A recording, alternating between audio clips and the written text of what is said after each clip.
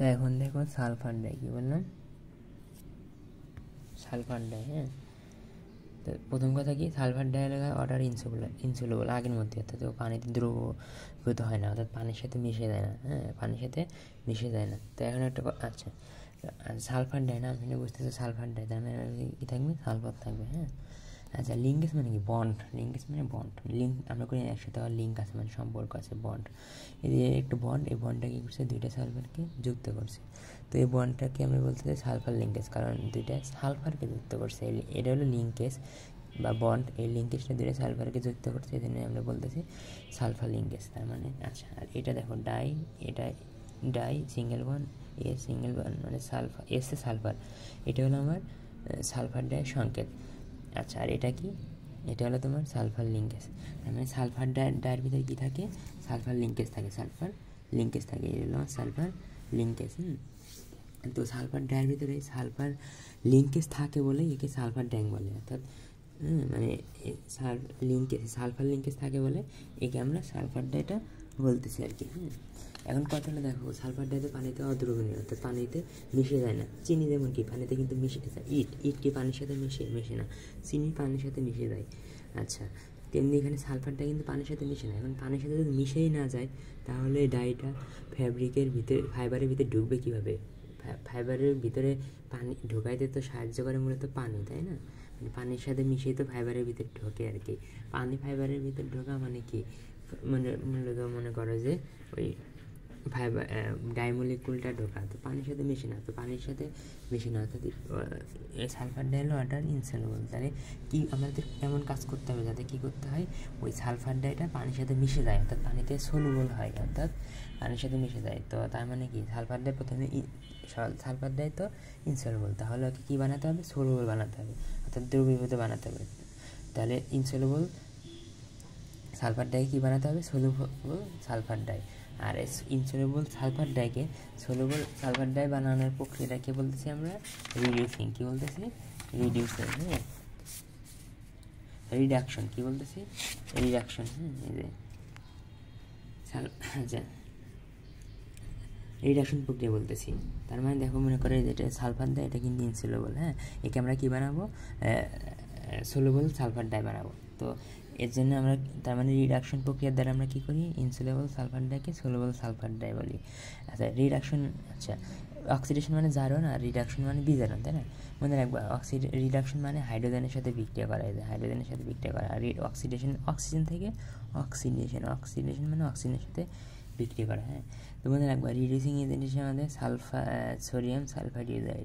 Reducing agent হিসেবে sodium sulphide, আর হলো oxidising agent হিসেবে পটাশিয়াম ডাইক্রোমেট ইউজ হয়। হ্যাঁ, আচ্ছা, তাহলে রিডাকশন বিক্রিয়ার মাধ্যমে আমরা কী করতে পারি, ইনসলুবল সালফার ডাইকে সলুবল সালফার ডাই পরিণত করি।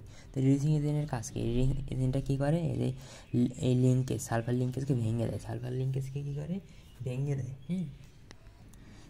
সালফার লিঙ্কেজকে ভেঙে দেয় মানে কি, মনে করে এখান থেকে কেটে দিল, তখন কি এইটুকু আলাদা হয়ে যাবে আর এইটুকু কী হয়ে যাবে, আলাদা হয়ে যাবে না। অর্থাৎ এই দেখো, ডাই এস আর ভেঙে দিছে, তার মানে এইটুকু আর এইটুকু, মানে বন্ডই তো নয়, বন্ড কী করে, দুটো জিনিসকে একত্রিত আটকে রাখে, বন্ডই নাই, বন্ড ভেঙে দিচ্ছে, তাহলে কি এরা আর এরা আলাদা হয়ে যাবে, আলাদা হয়ে গেল।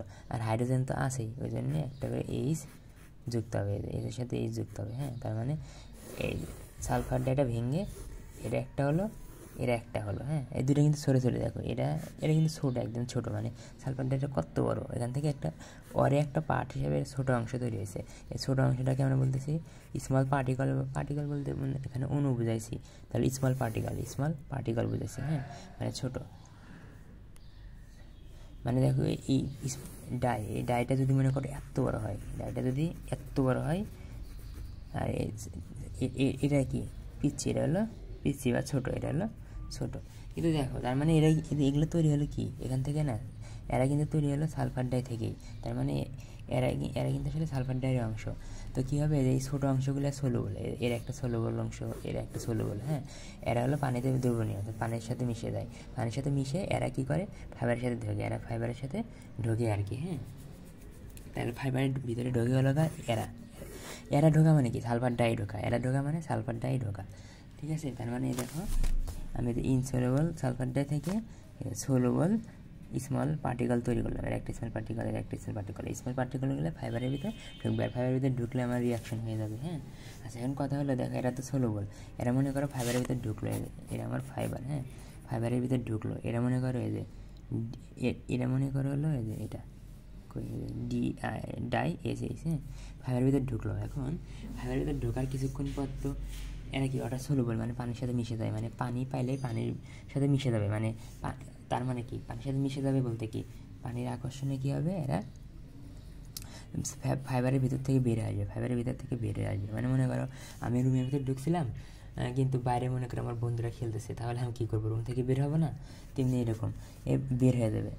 তো ডাই যদি এর মানে কি দেখো আমি DISS মানে সালফার ডাই, কোনো সমস্যা নেই, মানে এরা সালফার ডাই বলা যে কথা, মানে সালফার ডাই বলা যে কথা, এটা বলা একই কথা, কিন্তু এটা কি দ্রব মানে ওয়াটার সলুবল, হ্যাঁ।